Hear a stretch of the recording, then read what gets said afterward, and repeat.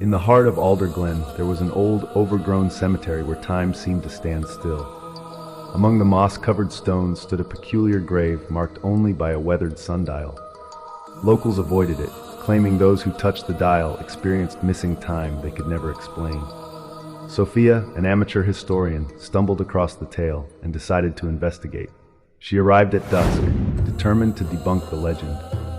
The air hung heavy with the scent of damp earth as she approached the sundial, its surface etched with strange, faded symbols. Curiosity overtook her as she traced her fingers along the markings. The world seemed to tilt, and her vision blurred.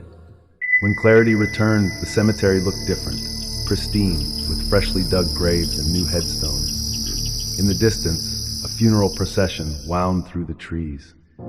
Sofia froze as the mourners turned toward her. Their faces were pale, hollow, and unblinking. They whispered her name, not as a warning, but as if she belonged. She stepped back, only to feel soft soil beneath her feet. Looking down, she saw her own name carved into the stone beside her.